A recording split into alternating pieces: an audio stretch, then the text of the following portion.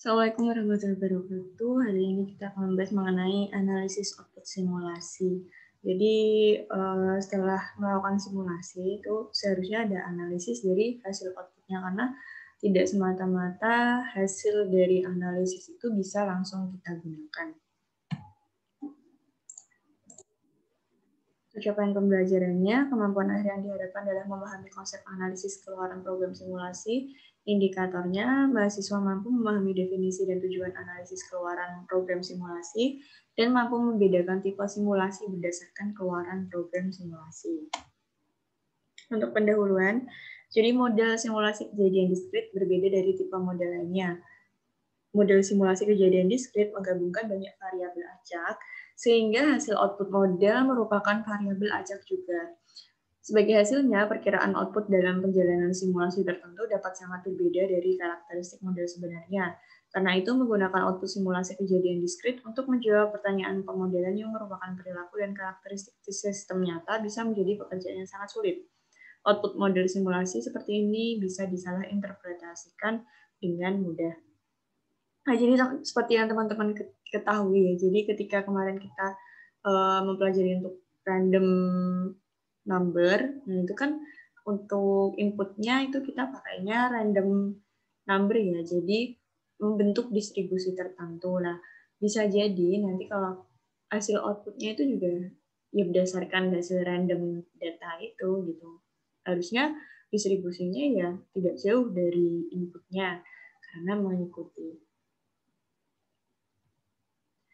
Kemudian analisis output keluaran adalah pengolahan data yang dihasilkan oleh sebuah simulasi dan analisis output berguna untuk memprediksi performansi sebuah sistem atau untuk membandingkan performansi terhadap dua atau lebih rancangan sistem alternatif.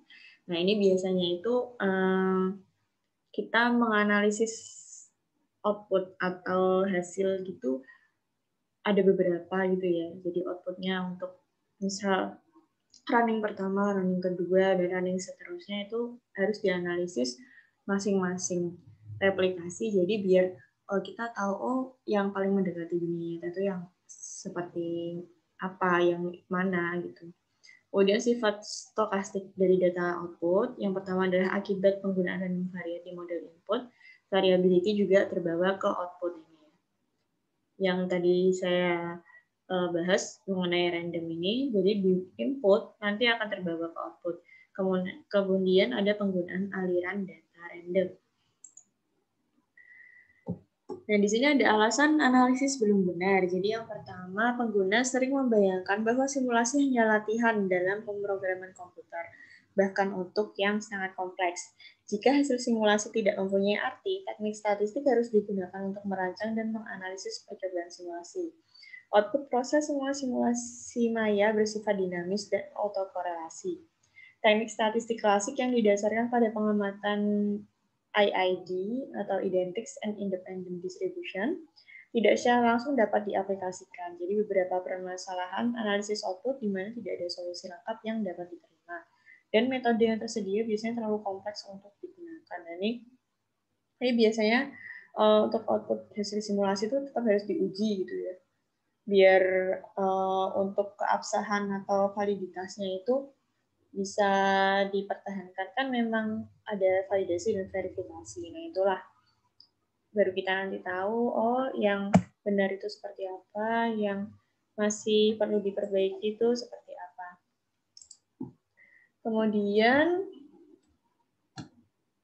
tidak ada solusi lengkap yang dapat diterima dan metode yang tersedia biasanya terlalu kompleks untuk digunakan. Nah, ini tergantung simulasinya. Kemudian biaya waktu komputer yang dibutuhkan untuk mengumpulkan jumlah cukup data output, bahkan kadang-kadang ada situasi di mana prosedur statistik yang tersedia sesuai, tetapi biaya mengumpulkan data yang dibutuhkan prosedur itu terlalu mahal. Nah, ini terkait biaya ya, jadi terkadang kita perlu spek tinggi untuk aplikasi atau software simulasi yang memadai agar output yang kita inginkan atau model yang kita inginkan itu bisa tersimulasikan dengan baik. Jadi ada beberapa spesifikasi yang harus dipenuhi untuk waktu durasi simulasi. Jadi semakin kompleks pasti semakin berat ya untuk model simulasinya. Nah itu juga untuk biaya dan waktunya itu dipermasalahkan. Kemudian di sini tujuannya jadi memperkirakan performansi sistem melalui simulasi, terus menjawab pertanyaan yang diajukan di awal pembentukan model dengan benar. Bentuk pertanyaan mengindikasikan pengujian hipotesis, selang kepercayaan atau kedugaan parameter. Jika theta adalah performansi sistem, ketelitian dari estimator theta bisa diukur dengan yang pertama adalah standar error dari theta dan lebar dari confidence interval CI dari theta. Nah, ini biasanya menghitung untuk standar error dan juga confidence interval. Kemudian tujuan dari analisis statistik di sini untuk mendapatkan standar error atau CI dan untuk memperkirakan banyaknya observasi untuk mendapatkan standar error atau CI yang diinginkan ini. Jadi untuk simulasi itu kita harus ngambil berapa kali atau berapa banyak data agar kita mencapai confidence interval yang kita inginkan. Jika theta adalah performansi sistem, maka ketelitian dari estimator theta bisa diukur dengan angkanya. Oke. Ini untuk masalah atau isu yang muncul adalah autocorrelation dan initial condition. Jadi masalah yang akan muncul ketika kita melakukan analisis output itu adalah autokorelasinya dan juga initial condition atau kondisi awalnya. Kan sebuah sistem itu tuh nggak yang sama terus gitu ya biasanya. Jadi pasti besokannya ada perbedaan meskipun sedikit kayak gitu. Terus kadang ada problem gitu, jadi menyebabkan suatu kondisi awalnya itu berbeda. Komputer timeshare. Berapa lama seorang pengguna harus menunggu untuk terkoneksi dengan sistem? Nah, ini terkait dengan waktu proses komputernya. Kemudian berapa persen pengguna yang menunggu, berapa peluang bahwa pengguna akan menunggu lebih dari 1 menit untuk terkoneksi, berapa rata-rata pengguna yang menunggu terkoneksi, apakah dengan menambah jumlah port akan dapat mengurangi waktu menunggu koneksi pengguna secara signifikan. Apakah dengan memperbesar memori CPU akan dapat mengurangi waktu menunggu koneksi pengguna secara signifikan? Apakah dengan mempercepat transmisi akan dapat mengurangi waktu menunggu koneksi pengguna secara signifikan? Berapa waktu rata-rata port kosong, kemudian berapa banyak waktu menunggu akan naik jika pemanggilan pengguna bertambah 10%. Ini keterkaitannya simulasi dengan komputer. Ini kan yang saya bilang tadi, jadi biasanya semakin berat atau semakin kompleks masalahnya itu jadi komputer itu memprosesnya tuh jadi agak berat gitu. Makanya kadang ketika running itu dia butuh proses yang lama. Apalagi kalau misalnya kita aktifkan untuk grafis pergerakannya itu pasti akan sangat lama. Biasanya kita cepetin nih untuk runtime-nya itu biar komputer juga memprosesnya cepat. Nah itu juga tergantung dari spek komputernya. Kemudian asumsi analisis output simulasi. Yang pertama adalah pengamatan saling bebas. Yang kedua adalah waktu proses bervariasi. Dan yang ketiga adalah untuk pengamatan dalam jumlah besar, lebih besar, atau sama dengan 30. Rata-rata sampel menyebar normal. Ini kalau mau data pengamatannya itu normal, jadi paling tidak sampelnya itu minimal 30. Tapi lebih besar lebih baik. Jika ketiga asumsi ini dipenuhi, maka titik penduga rata-rata dan ragam waktu menunggu pengguna dalam antrian untuk koneksi adalah yang pertama adalah menghitung rata-rata dengan W. Ini 1/N berapa ini apa namanya jumlah pengamatan, kemudian bobotnya, terus ada ragam, ini varians ya, S kuadrat. Kemudian di mana WI adalah waktu menunggu pengguna ke I untuk terkoneksi. Nanti waktunya, jika pengamatan besar N lebih dari 9/30, maka waktu menunggu rata-rata dapat diduga untuk tingkat kepercayaan 95% seperti berikut. Jadi ini nyari W-nya atau nyari rata-rata. Kemudian ada jenis simulasi. Simulasi ada terminating dan versus non-terminating. Nah, ini berdasarkan digolongkan non-terminating atau terminating. Nah, ini tergantung dari sifat atau nature dari sistem yang dimodelkan sama tujuan dari simulasi. Ini the nature of system. Ini terminating simulation, dan ini kalau yang non-terminating. Kalau non-terminating ini tuh ada yang transient parameter, ada yang steady state. Jadi terkenalnya kalau yang not terminating itu dia adalah steady state. Nah, ini yang transient. Transient tuh masih berubah gitu ya. Jadi awal berubah sampai ini. Nah, ketika titik ini dia udah mulai steady state. Steady state itu hasilnya itu konstan,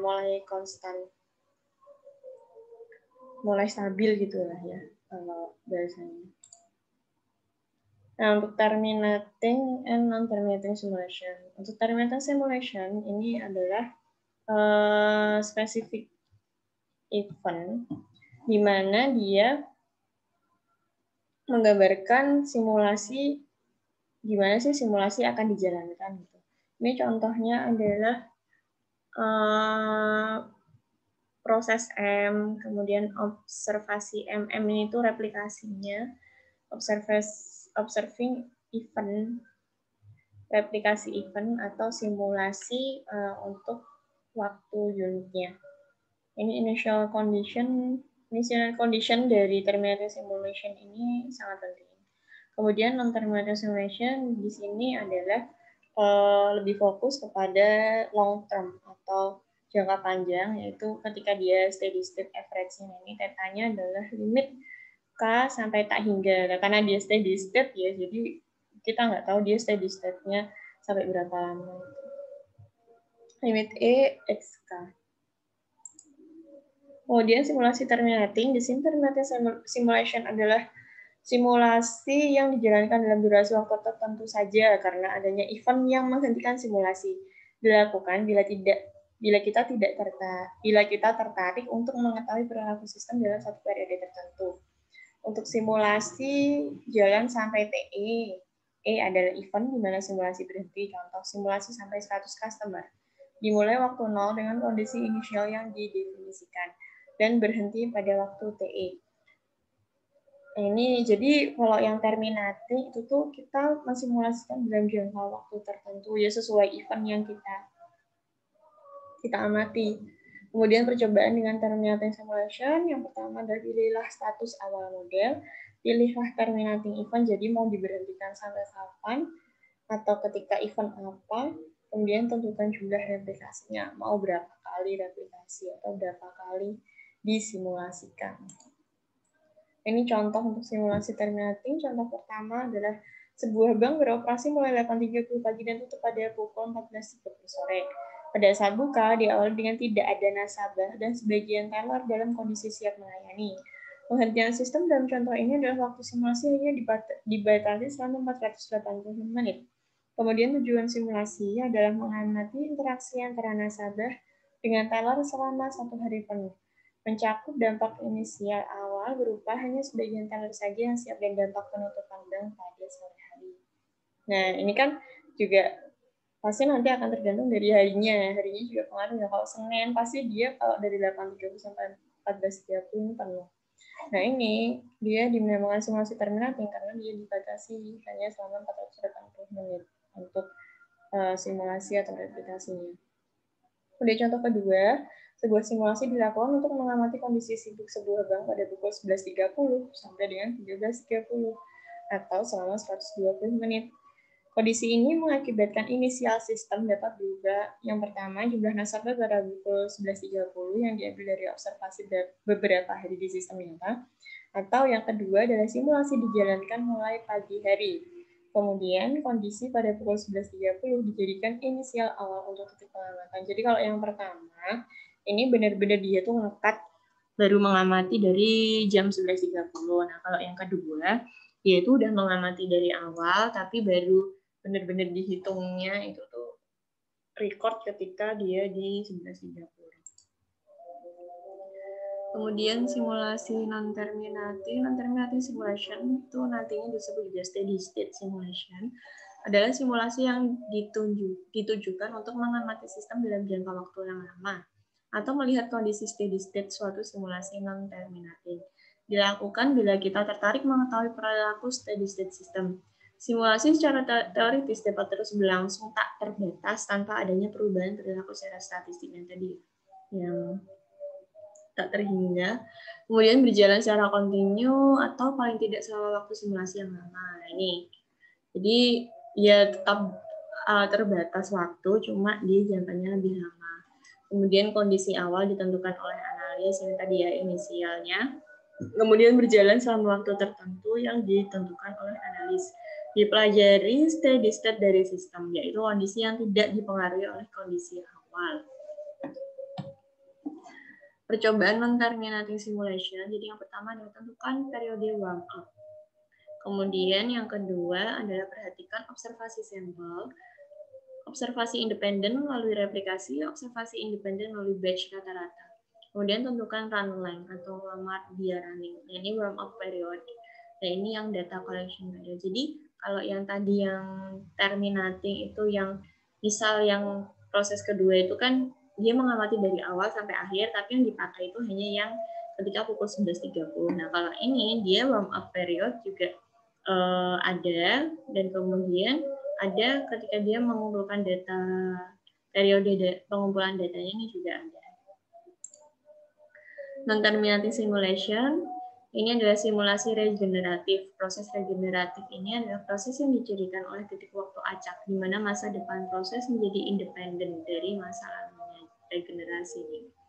Ini regenerasi point itu tuh dia di slice waktunya.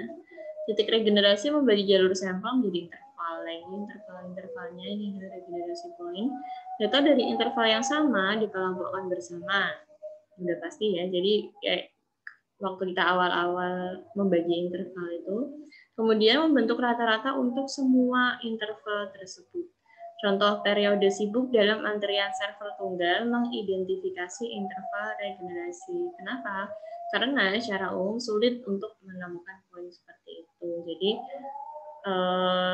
kapan kita menentukan periode sibuknya, kapan yang bukan periode sibuk dalam antrian. Nah, ini untuk mengidentifikasi intervalnya, interval atau regenerasi poin. Nah, ini contoh untuk simulasi non-terminating. Contoh pertama adalah sama halnya dengan contoh sebelumnya, tapi simulasi dilakukan untuk melihat level produksi dan efisiensi produksi pada proses pembuatan produk pada shift kedua dan ketiga selama 13 shift sampai 1 malam. Untuk melihat secara presisi terkait level produksi dan efisiensi produksi, bisa saja dipertimbangkan menjalankan simulasi lebih dari 13 shift. 13 shift adalah proses real yang terjadi di sistem. Yang kalau yang ini, yang non-terminating ini, dia dibatasi hanya mengamati pada shift kedua dan ketiga. Tapi dia pengamatannya itu selama 13 shift. Nah, jadi berapa minggu itu? 13 shift. Nah, ini untuk simulasi 13 shift itu, ya proses real untuk pengambilan datanya dia juga selama 13 shift itu. Kemudian contoh kedua, sebuah perusahaan cloud computing menyediakan jasa cloud computing baik dalam skala jasa infrastruktur, penyedia hardware, OS, dan software, maupun platform jasa OS, operating system ya. Berkaitan dengan adanya beban kerja, perusahaan mempertimbangkan adanya penambahan komputer server, hard disk, dan berbagai konfigurasinya. Oleh karena itu, dibuat simulasi yang dijalankan dalam waktu yang lama untuk melihat kondisi steady state, kebutuhan server, dan konfigurasinya. Jadi, ini untuk perusahaan software ini, dia kan menyediakan. Nah, dia itu mau nambah komputer server, hard disk, dan sebagainya itu untuk satu paketnya. Nah, ini dia harus membuat simulasi nih. Jadi biar tahu kondisi steady state atau kapan itu tuh server tambahan itu dibutuhkan, kemudian konfigurasinya juga. Nah, ini adalah contoh untuk simulasi non-terminating.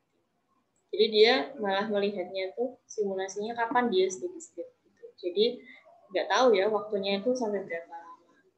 Jadi sampai kapan. Jadi makanya itu tidak terbatas untuk non-terminating. Nggak seperti terminating yang kita batasi sendiri, runningnya selama 1 hari, runningnya selama 100 customer sudah terpenuhi. Nah, bukan seperti itu.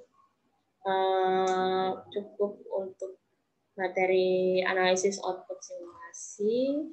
Semoga bermanfaat. Terima kasih. Wassalamualaikum warahmatullahi wabarakatuh.